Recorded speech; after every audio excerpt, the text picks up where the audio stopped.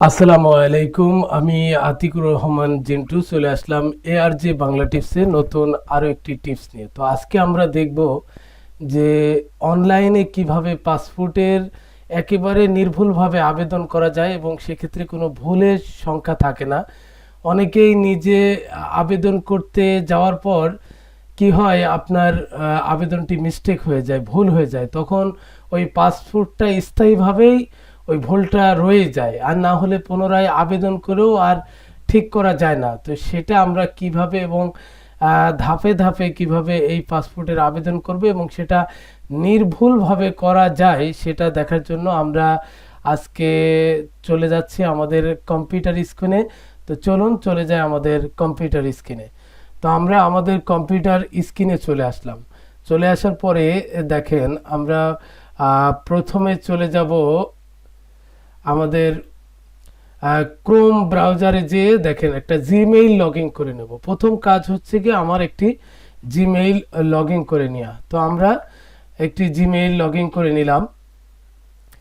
Gmail log in করার পর আমরা আরেকটি নিউ ট্যাব নেব। নিউ ট্যাব নেওয়ার পরে সেখানে লিখব ই পাসপোর্ট।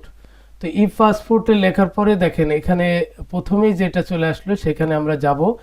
যাওয়ার পর এখানে দেখেন অ্যাপ্লাই অনলাইন আছে, তো এখানে আমরা ইন্টার চাপবো। চাপার পরে দেখছেন যে স্টেপ 1, এখানে ইয়েস দিয়ে আপনার নিজ জেলা, আপনি যে জেলায় পাসপোর্টটা করতে চাচ্ছেন, তো আমি আমার নিজ জেলা লিখেছি। তারপরে পুলিশ স্টেশন, তো আমার পুলিশ স্টেশন দিয়ে কন্টিনিউতে চলে যাব। দেখেন কন্টিনিউতে আসার পর আপনি যে ইমেইলটা লগ ইন আছেন আর কি, সেই ইমেইলটি এখানে দিয়ে দিতে হবে স্টেপ 2তে। তো এই ইমেলটা আমি দিয়ে দিচ্ছি, সম্পূর্ণরূপে দিবেন যাতে ইমেলটা কোনো অংশ ভুল না হয়। তো দেওয়ার পরে আমরা আবার কন্টিনিউতে যাব। কন্টিনিউতে যাওয়ার পর দেখেন আরেকটি স্টেপ 3তে আমরা আসলাম। আসার পর এখানে একটি পাসওয়ার্ড ক্রিয়েট করতে হবে। অন্যান্য যেরকম আমরা ফেসবুক, আপনার হোয়াটসঅ্যাপ বা বিভিন্ন জায়গায় যে মোবাইলে পাসওয়ার্ড ক্রিয়েট করি, এরকম 8 ডিজিটের একটি পাসওয়ার্ড লিখতে হবে। লেখার পরে আপনি যার নামে মানে আবেদনটি করছেন, দেখেন full name as per NID, এনআইডিতে যে নামটি আছে সেই হুবহু একই নাম এখানে দিতে হবে। তো এখানে দেখেন উপরে অপশন কিন্তু আপনার হাইড অবস্থায় আছে, নিচের গিভেন নেম অপশনাল যখন দিচ্ছি আমরা, ওখানে কিন্তু উপরে অটোমেটিক আপনার ফ্লাপ হয়ে যাচ্ছে। আমরা যতটুকু লিখছি উপরে ততটুকুই ফ্লাপ হচ্ছে। তো এখানে দেখেন এখানে কিন্তু অনেকে ভুল করে, এখানে আপনার পূর্ণাঙ্গ নামটা দিয়ে দেয়। আমরা যেরকম এখানে লিখলাম এমডি মুক্তার হোসেন, এটা ফুল দিয়ে দেয়, তো এটা দেওয়া যাবে না। তো এখানে যে সারনেম আপনার লাস্ট নাম যেটা, সেই নামটা এখানে হোসাইন আমরা দিয়ে দিলাম। এরপরে সিলেক্ট কান্ট্রি কোড আমরা তো দিয়েছি বাংলাদেশ +880। এরপরে আপনি যে নাম্বার দিয়ে এনআইটি এটা করতে চাচ্ছেন, মোবাইল নাম্বার যেখানে আপনার এসএমএস যাবে, সেইটা সঠিকভাবে আপনার পূরণ করতে হবে এবং দেখে নেবেন আপনার কোনো ভুল এখানে রয়ে গেল কিনা। তারপরে ক্রিয়েট অ্যাকাউন্ট। তো ক্রিয়েট অ্যাকাউন্ট করার পরেই কিন্তু আমরা যে জিমেলটি লগ ইন আছে সেটা একটু রিফ্রেশ দিয়ে নিলাম। রিফ্রেশ দেওয়ার পরেই দেখেন এখানে কিন্তু একটি মেইল অলরেডি চলে যাচ্ছে। আমরা এই ক্লিক হেয়ার অপশনে ক্লিক করলে আবার কিন্তু আমরা পাসপোর্ট এতে চলে আসব। এখানে আবার সাইন ইন করতে হবে। সাইন ইন আমরা যে পাসওয়ার্ডটা ওখানে দিয়েছি সেই পাসওয়ার্ডটাই এখানে আবার দিতে হবে। দেওয়ার পরে দেখেন এখানে যখন পাসওয়ার্ডটা ক্রিয়েট করছি টিক মার্ক দিয়ে দিলাম, লগ ইনে গেলাম, অ্যাপ্লাই ফর নিউ পাসওয়ার্ড এই অপশনে আমরা ক্লিক করে দিলাম। এখানে কিন্তু দুইটি অপশন আছে, অর্ডিনারি পাসপোর্ট, অফিসিয়াল পাসপোর্ট। আমরা অবশ্যই অর্ডিনারি, যারা অফিসিয়াল তারা অফিসিয়াল দিবে। তো অর্ডিনারি সিলেক্ট করে দিলাম। অ্যাপ্লাই ফর মাইসেলফ, যদি নিজের জন্য হয় তাহলে অবশ্যই মাইসেলফ, যদি মেল হয় এখানে জেন্ডার সিলেকশন করতে হবে। এরপরে দেখেন অটোমেটিকলি আমরা যখন অ্যাকাউন্ট ক্রিয়েট করার সময় দিয়েছি তখন কিন্তু অটোমেটিক চলে আসে। এই যে আমার প্রফেশন যেটা আছে ফার্মার দিয়ে দিলাম, রিলিজিয়ন ইসলাম দিয়ে দিলাম, যেগুলো আপনার এখনো পূরণ হয়নি সেইগুলো আমরা পূরণ করছি। বার্থ ডাটা বাংলাদেশ, এরপরে আপনার ডিস্ট্রিক্ট চুয়াডাঙ্গা, সিলেক্ট মানে বার্থ ডেট মানে জন্ম তারিখটা আপনাকে ম্যানুয়াল সিলেক্ট করে এখানে আপনার দিতে হবে এবং এক্ষেত্রে কোনো সময় ভুল করা যাবে না। তো এটা আমরা সিলেক্ট করে দিলাম। এরপরে সিটিজেনশিপ ইনফরমেশন অবশ্যই বাই বার্থ, যদি অন্য কোনো হয় তাহলে সেক্ষেত্রে সেটা দিতে হবে। Save and continue. তারপরে আমাদের দ্বিতীয় ধাপে হচ্ছে গিয়ে আপনার এই যে অ্যাড্রেস, তো সিলেক্ট ডিস্ট্রিক্ট আমি আমার জেলা দিয়ে দিলাম। এরপরে সিটি ভিলেজ হাউস, এক্ষেত্রেই ভুল করে সবাই, পূর্ণাঙ্গ অ্যাড্রেস দেয়। এখানে আপনার শুধু নিজের গ্রামটা লিখবেন, এবং যাদের মানে অ্যাকচুয়াল গ্রামের নামটা, যদি হাউস থাকে তাহলে হাউস নাম্বার, এখানে আদার্স কোনো কিছু ব্যবহার করা যাবে না। তারপর নিচেই রোড, ব্লক, সেক্টর। আমার সেক্টর ব্লকের প্রয়োজন হচ্ছে না, আমার এটা অপশনাল, আপনি পূরণ নাও করতে পারেন। এরপরে সিলেক্ট পোস্ট অফিস, অবশ্যই আপনার এখানে থাকতে হবে যে পোস্ট অফিস আপনি দিতে যাচ্ছেন। তো আমি আমার পোস্ট অফিসটা সিলেক্ট করে দিলে পোস্টাল কোড অটোমেটিকলি নিয়ে নেবে, আপনার পূরণ করার প্রয়োজন নেই। এরপরে সিলেকশন পুলিশ স্টেশনে সিলেক্ট করে দিলাম। এরপরে আপনার অ্যাড্রেস যদি মানে প্রেজেন্ট এবং পার্মানেন্ট এক হয় তাহলে আমরা সিলেকশন করে দিয়ে সেভ অ্যান্ড কন্টিনিউতে চলে যাব। তো এখানে আপনার সেভ অ্যান্ড কন্টিনিউতে আমরা গেলাম। এরপরে দেখেন এখানে তিনটা অপশন আছে, এই যে ID document, yes I have a matching readable passport MRP, তারপর yes I have an electronic passport EPP. এরপরে আপনার no I don't any previous passport, এখানে আপনি সিলেক্ট করে দিতে হবে, কারণ এর আগে যদি আপনার কোনো পাসপোর্ট করা না থাকে তাহলে অবশ্যই no I don't have any previous passport handwriting passport, এই অপশনটিতে আপনার টিকমার্ক দিতে হবে। আর যদি এর আগে আপনার পাসপোর্ট থেকে থাকে তাহলে yes I have an electronics passport, এটা পূরণ করবেন। তো আমরা নো দিয়ে দিলাম। তো নো দেওয়ার পরে দেখেন এখানে কিন্তু অটোমেটিকলি সিলেকশন হয়ে গেল নো আই ডোন্ট হ্যাভ, এই অপশনটি আমার মানে হচ্ছে গিয়ে সিলেকশন হয়ে গেল। এরপরে যে কাজটি করতে হবে আইডেন্টি ন্যাশনাল আইডি নাম্বারটা এখানে দিতে হবে। এরপরে আপনি সেভ অ্যান্ড কন্টিনিউতে যেতে হবে। সেভ অ্যান্ড কন্টিনিউতে যাওয়ার পর প্যারেন্টার ইনফরমেশন, এখানে আপনার পিতার নাম লিখতে হবে। তো এখানে পিতার নাম লিখতে হবে, তারপরে তার প্রফেশন লিখতে হবে, যে পিতার নামটি যেটা হবে সেটার পাশে আবার তার প্রফেশনও নিচে লিখতে হবে। তো আমরা পিতার নামটি লিখে ফেলছি। লেখার পর আমরা নিচের যে অপশন আছে সেখানে আসব। অবশ্যই এক্ষেত্রে আপনার যাতে ভুল না হয় সেটা নজরে রাখতে হবে। তো এখানে প্রফেশন আপনার যেটা মিলবে, যদি মিল না থাকে তাহলে আদার্স দিতে পারেন। ন্যাশনালিটি বাংলাদেশি। এরপরে দেখেন ন্যাশনাল আইডি নাম্বার অপশনাল, যদি পিতার ন্যাশনাল আইডি যদি আপনি দিতেও পারেন নাও দিতে পারেন, এখানে অপশনাল। যদি আপনার কাগজের সাথে আপনার পিতামাতার নামের মিল থাকে তাহলে অবশ্যই এনআইডি নাম্বারটা দিয়ে দেবেন, নতুবা না দেওয়াই ভালো।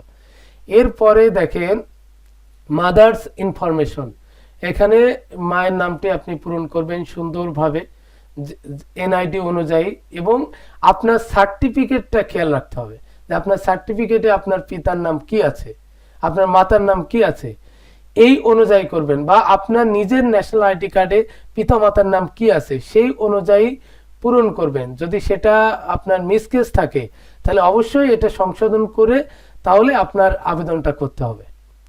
এরপরে আপনার মাদারের প্রফেশনাল লিখবেন, তারপরে তার ন্যাশনাল আইডি নাম্বারটি দিবেন।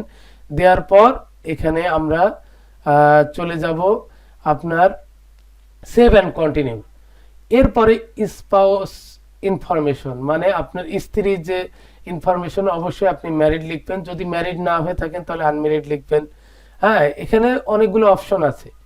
তো এখানে আপনার স্ত্রীর নাম যেটা সেটা লিখবেন, তারপরে তার প্রফেশন লিখবেন, তার ন্যাশনালিটি কি সেটা লিখবেন, পূরণ করবেন আর কি, সিলেক্ট করবেন, লেখা লাগবে না, আপনার সিলেক্ট করলেই হবে। এরপরে তার ন্যাশনাল আইডি নাম্বারটা দিয়ে দিবেন। তো এখানে আমরা ন্যাশনাল আইডি নাম্বারটি দিয়ে দিব, দিয়ে এটা অপশনাল, না দিলেও সমস্যা নেই। এরপরে সেভ কন্টিনিউতে চলে যাব। যার পরে ইমার্জেন্সি কন্ট্যাক্ট, যদি স্পাউস দিয়ে দেন মানে স্ত্রী দিয়ে দেন তাহলে অটোমেটিক সেটা নিয়ে নেবে।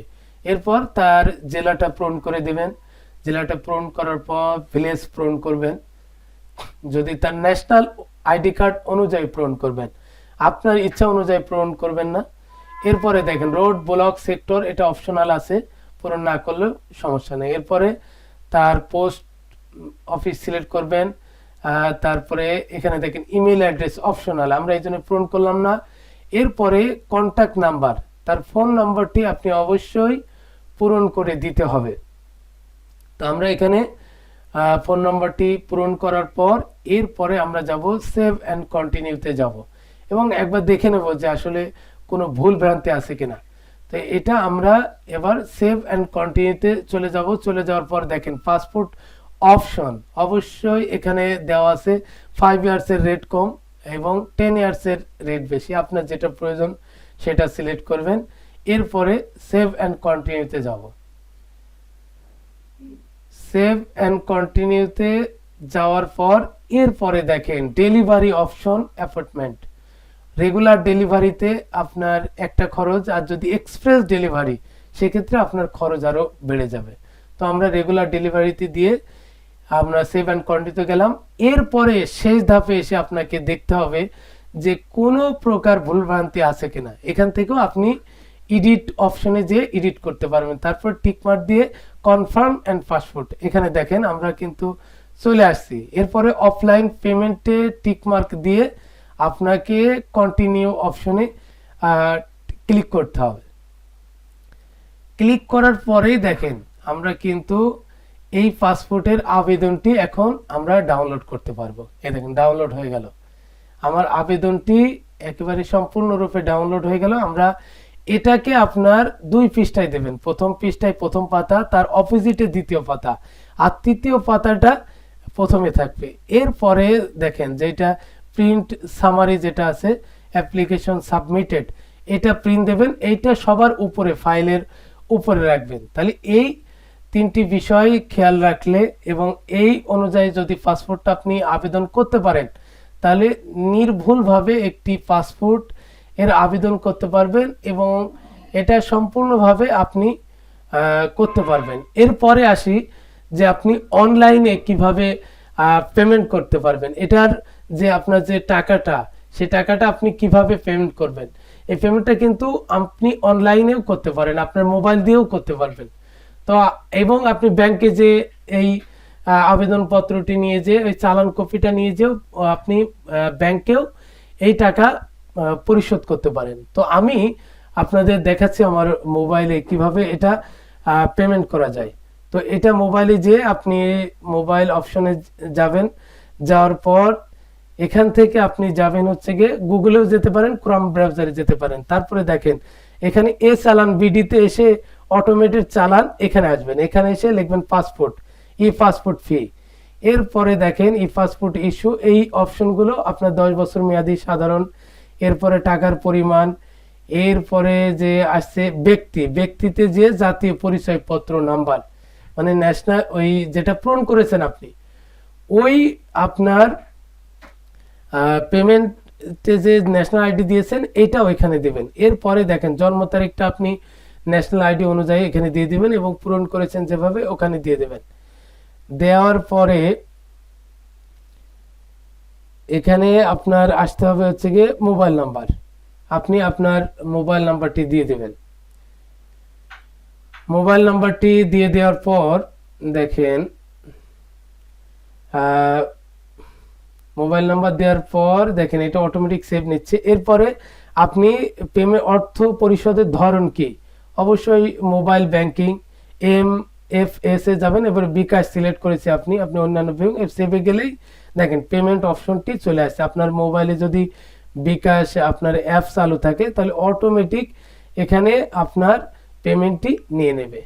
তাহলে আমরা এতক্ষণ ধরে পাসপোর্টের আবেদন এবং তার পেমেন্ট এবং পেমেন্টের চালান কপি আপনি বের করতে পারবেন খুবই সহজে। আপনার যেখান থেকে আবেদন করেছেন ওখানেই আপনার ওই আবেদন পেমেন্ট ফিস ওখানে গেলেই আপনি সুন্দরভাবে এই কপিটি উঠাতে পারবেন। তো দীর্ঘক্ষণ একটু ভিডিওটি বড় হওয়ার সত্ত্বেও যে আপনি নির্ভুল আবেদনের যে তথ্যগুলো পেলেন, আশা করি ভিডিওটি আপনার ভালো লেগেছে এবং আপনার পাসপোর্ট আবেদনে এটা সহায়ক হবে। যদি ভিডিওটি ভালো লাগে তাহলে অবশ্যই ভিডিওতে লাইক করে দেবেন, কমেন্ট বক্সে আপনার মূল্যবান মতামত জানাবেন। যদি আবেদনের কোনো সমস্যায় পড়েন তাহলে আমাকে ইনবক্স করবেন, সমাধান দেওয়ার চেষ্টা করবে। শেয়ার করে আপনার বন্ধুদের জানিয়ে দেবেন, তারাও যাতে উপকৃত হতে পারে। এই ধরনের শিক্ষামূলক ভিডিও যদি আরও পেতে চান তাহলে চ্যানেলটি সাবস্ক্রাইব করে রাখবেন, বেল আইকনে ক্লিক করে রাখবেন, পরবর্তী ভিডিও আসা মাত্রই যেন আপনি জানতে পারেন। আজ এ পর্যন্তই, দেখা হচ্ছে আগামীতে নতুন কোনো টিপস নিয়ে। সে পর্যন্ত সুস্থ থাকবেন, ভালো থাকবেন, ARJ বাংলা টিপসের সাথেই থাকবেন। ধন্যবাদ।